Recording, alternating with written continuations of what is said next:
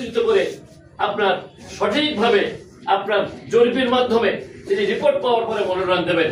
সেই ক্ষেত্রে আমি আশা করি আপনাদের স্বপ্নের মানুষ আমি মনে করি, যেভাবে আপনারা আমার সাথে কথা বলেন, যেভাবে আমার পাশে চলে আসেন, যে কোনো মুহূর্তে যে কোনো সময় আমি আসলেই আপনারা চলে আসেন, এবং সেই কারণে আমার মনে হয় যে আপনাদের আশা আল্লাহ তাআলা পূরণ করবেন।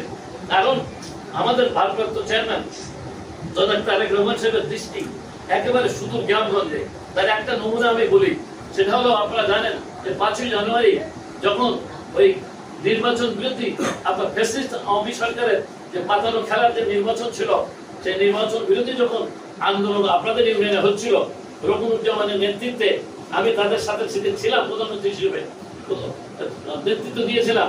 আর রকুনুজ্জামান সে সবচেয়ে বেশি ভূমিকা পালন করেছিল সে সময় এই বাংলা 12টা ইউনিয়নের প্রত্যেকটা ইউনিয়নের ওয়ার্ডে ওই লিফলেট বিলি করার জন্য, এবং প্রত্যেক দিন সে ওই কালীগঞ্জ শ্যামনগরের রাস্তায় সরকার বিরোধী আন্দোলনে মিছিল করছে। যখন সাতক্ষীরা জেলায় কেউ নামতে সাহস পাচ্ছিল না, তখন তার আহ্বানে আমিও এসেছিলাম, এসে সেখানে নেতৃত্ব দিয়েছিলাম।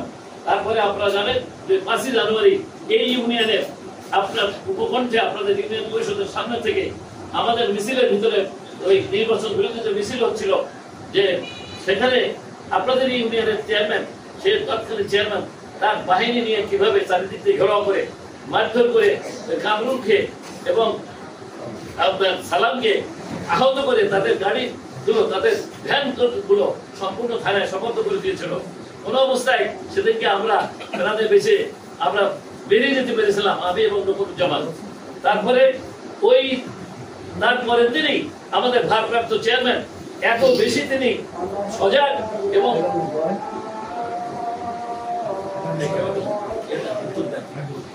রকুনুজ্জামানের সাথে এবং এই মুর্শিদের সাথে আমাদের সামনে বসা, এবং সেটা সব দেখা গেছে যে কি কথা বলতেছে। উনি বলছেন যে ওদের অবস্থা কি, ওদের পরিবারের অবস্থা কি। ওরা যখন বলতেছে যে আমাদের এমপি মহোদয় কাজী আলাউদ্দিন সাহেব উনি মিছিলে ছিলেন, এবং উনি সবার বাড়িতে খাবার দাবার অনেক জিনিসপত্র পাঠাইছে, টাকা পয়সা পাঠাইছে, তাদের জেলখানাও টাকা পয়সা দিচ্ছে, জামিনও করাচ্ছে। তারপরেও উনি 30,000 টাকা জেলের মাধ্যমে তাদের কাছে পাঠাইছিল। তাহলে তিনি কেমন নেতা আপনার চিন্তা করতে হবে। তাই আমার মনে হয় ইনশাআল্লাহ তাআলা ওনার সব নজর মাঠে ঘাটে আছে, 68 গ্রামে আছে। কে রাজপথে ছিল, কে মানুষের কাছে গ্রহণযোগ্য, কে সব, তার বিরুদ্ধে কোনো কমপ্লেন নেই। এই কালীগঞ্জ উপজেলার ভিতরে কারা আর তাদের বিরুদ্ধে খেলেন নাই, চাঁদাবাজি এবং দখলবাজি, সে কথা ওনার মধ্যে খেয়াল আছে। তারা কারা দখলবাজি করতেছে, যারা চাঁদাবাজি করতেছে, সে তালিকা ওনার কাছ থেকে ওনার কাছে আছে।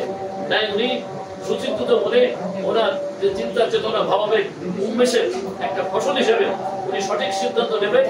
আর একটা কথা আমি বলি, সেটা হলো আমি মনে করি এটা আমাদের জন্য আরো সুফল হয়ে এসছে। যখন দেভাটা কালীগঞ্জ ছিল, তো তখন তো দেভাটা কালীগঞ্জ, দেভাটা 5টা ইউনিয়ন নিয়ে গঠিত, আর কালীগঞ্জ 12টা ইউনিয়ন।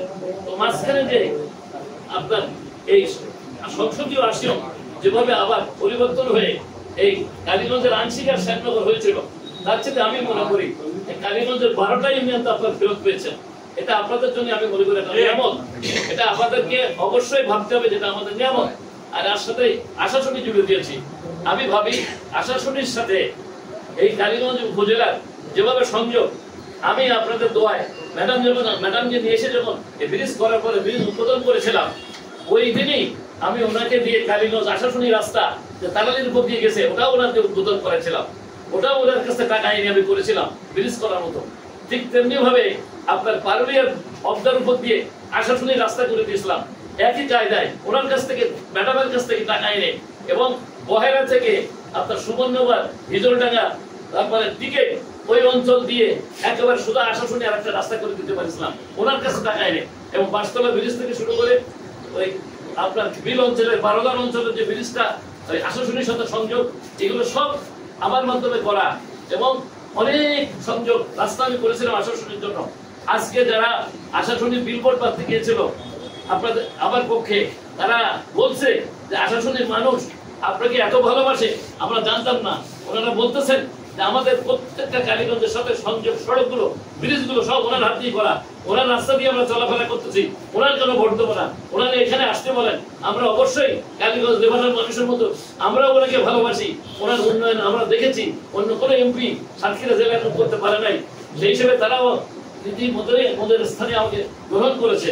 তা আপনাদের দোয়া থাকলে, আমি সবসময় বলতাম, যখন কেউ কেউ বলতো যে চন্দ্র সূর্য যদি সত্য হয় তাহলে তার মনোনয়ন সত্য, আবার কেউ কেউ বলতো যে আমার ব্রিফকেসের ভিতরে 3টা মনোনয়নের কাগজ আছে, ধানের শিশু আছে, নৌকা আছে, লাঙল আছে, তোমরা কোনটা নিবি?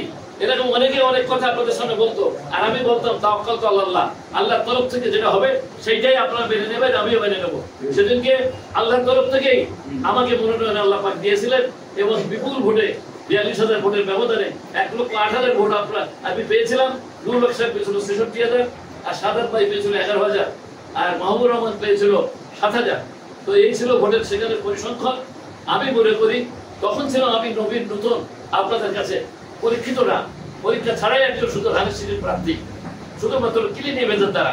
কিন্তু আমি পরীক্ষা তো পরবর্তীতে 5 বছর পরীক্ষা আপনাদের সাথে দিয়েছি। বিগত 18 বছর 20 বছর আন্দোলন সংগ্রামের সাথে আমার সাথে সম্পৃক্ত করে রাজপথে যেভাবে ছিলাম, সেই প্রথম 2008 সাল থেকে শুরু করে এই পর্যন্ত অদ্যাবধি কোনোদিন কোনো সময় কোনো ইউনিয়ন, কোনো উপজেলা, কোনো জেলা, কোনো বিভাগ এবং কেন্দ্রীয় কোনো প্রোগ্রাম আমি বাদ দিইনি। আপনাদের সাথে করে নিয়ে আমি প্রত্যেকটা আন্দোলনে ছিলাম। এই সব চিত্রগুলো আমাদের ভারপ্রাপ্ত চেয়ারম্যানের কাছে আছে। শুধু তাই নয়, আল্লাহ রাব্বুল আলামিন জানার আসমান থেকে দুনিয়াতে যে কোনো জিনিসের ফয়সালা আসবে, তিনিও সবকিছু জানেন। সেই হিসেবে উনি যদি মনে করেন আল্লাহ পাক যে আমাকে দিয়ে আপনাদের পাশে রেখে 5 বছর এই অঞ্চলের মানুষের উন্নয়ন এবং সামাজিক প্রত্যেকটা সমস্যার সমাধান করাইছিলেন, তেমনি ভাবে যদি আল্লাহ পাক মনে করেন তাহলে আমাকে হায়াত দিয়ে আবার আপনাদের মাঝে আনবেন, আবার আপনাদের মূল্যবান ভোটের দ্বারা আমাকে নির্বাচিত করবেন, ওই পবিত্র সংসদে পাঠাবেন আল্লাহ তাআলা, এবং আপনাদের আবার খেদমতে নিয়ে যেতে করবেন।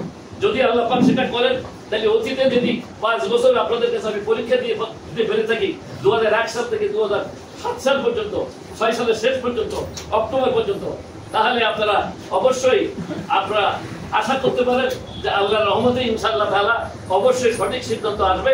আর সঠিক সিদ্ধান্ত আসার পরে আপনাদেরকে আমি বলবো, আপনারা এই যে ইউনিয়ন কাউন্সিলগুলো হচ্ছে, এখানেও আপনারা সিদ্ধান্ত নিতে ভুল করবেন না। আপনারা অবশ্যই ভালোভাবে সিদ্ধান্ত নেবেন, দেখবেন যে কাদের দিয়ে তারা আমার পাশে থাকে, আমার কাছে আসে।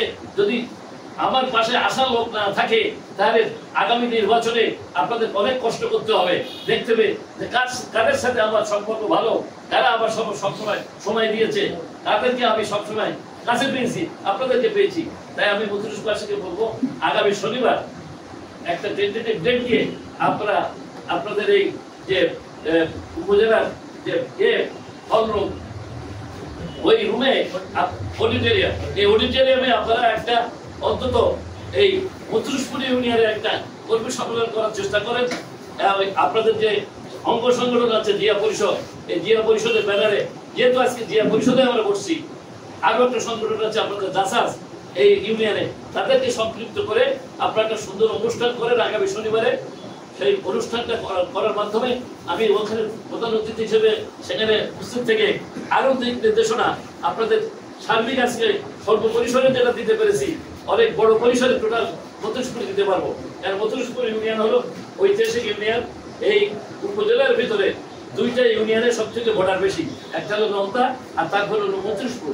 আর 32 ইউনিয়ন 17 কিলোমিটার লম্বা, একেবারে সেই 32 ইউনিয়নের শেষ সীমানা দিয়ে আপনার শ্যামনগরের সদরে দিয়ে পড়েছে, আর শুরু হয়েছে একেবারে মোট বসন্তপুর থেকে। তো সেই জন্য অনেক বড় ঐতিহাসিক এটা, এবং এই ইউনিয়নেই আর সমস্ত অফিস আদালত সবকিছু, রাজধানী সবচেয়ে ব্রিটিশ পিরিয়ড থেকে সবচেয়ে বড় বিপণী কেন্দ্র এই নাজিমগঞ্জ, সেই জন্য এটা গুরুত্ব অনেক বেশি। আপনার শনিবারে আমি আপনাদের সবাইকে আহ্বান করবো, যার যেখানে যত বন্ধু বান্ধব আছে, সহপাঠী আছে, গ্রামবাসী আছে, তাদেরকে দাওয়াত দেবেন মুখে মুখে যে এমপি সাহেব আসবে, এই যে শনিবারে আপনাদের সামনে অনেক গুরুত্বপূর্ণ কথা বলবে। আগামী ফেব্রুয়ারিতে জাতীয় সংসদ নির্বাচনকে সামনে রেখে আপনারা সবাই আসেন। এই বিকাল কয়টায়? বিকালে না দুপুরে? সকালে? বিকালে 4টায়। বিকালে 4টায় আপনারা উপস্থিত হবেন। আপনারা অবশ্যই উপস্থিত হবেন। আর যারা একটু দেরি করে যাবেন, আসর পড়েও যেতে পারেন। কিন্তু 4টে গেলে ভালো হয়, কারণ এখন বেলা অনেক ছোট হয়ে গেছে, এখন দেখতেছেন যে মানে সময় পাওয়া যাচ্ছে না। এই বলে আপনাদের সবার সুস্বাস্থ্য এবং মঙ্গল কামনা করে আবার আমরা শনিবার দিন সবাই উপস্থিত হয়ে মত বিনিময় করবো। আমাদের আজকে যে নতুন বক্তা তিনি বিশেষ কারণে উপস্থিত হতে পারেননি, জনাব বেহুদুল ইসলাম, তিনি একটা বিশেষ কাজে ব্যস্ত আছেন।